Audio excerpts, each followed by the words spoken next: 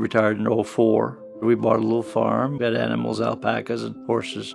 A lot of stuff that we wanted to do. We were working it together, got to the point that more and more was falling on me, not on purpose, but just because he just couldn't do it.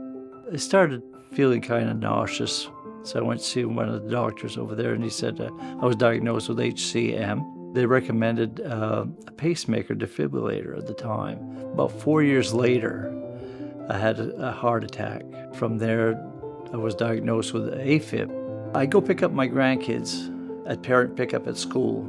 And the last year of doing it, I probably walked maybe less than 100 yards. 75%, 80% of the time, I'd have to stop because I'd get dizzy and say, am I going to make this? Am I going to make that trip there? Then as time went on, it got worse and worse and worse. Whether it was taking out the garbage or just, going to feed the horse, it was really hard for him because he, get up from the chair just to go there. It was hard. He was breathing heavy. He was just not him.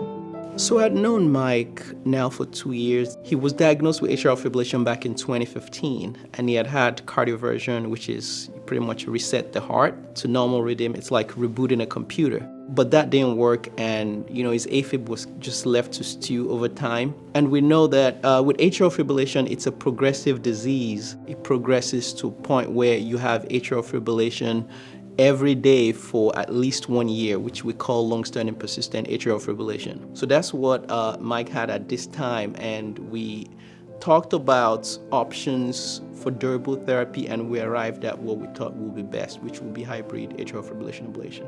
Hybrid involves the surgeon doing an epicardial ablation where they treat the back wall of the heart, the back wall of the upper chamber of the heart, which is called the left atrium, and the electrophysiologist comes and treats the inside. Unless you get durable elimination of those areas, you really cannot say you will completely treat atrial fibrillation in these patients. I woke up from that second ablation from Dr. Ayinde, and it was just like, just a weight lifted off your shoulders. It made life a lot easier. It made the decisions a lot easier.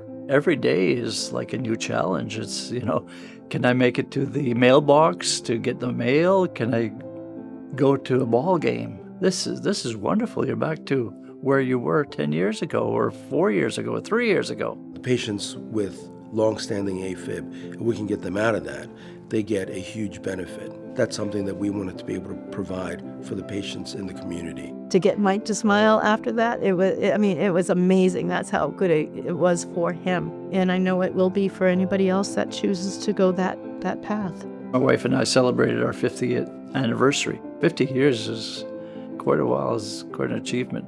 I probably would not have celebrated this 50 years if it wouldn't have been for that. Getting your life back to where it should be is more important than what you've gone through.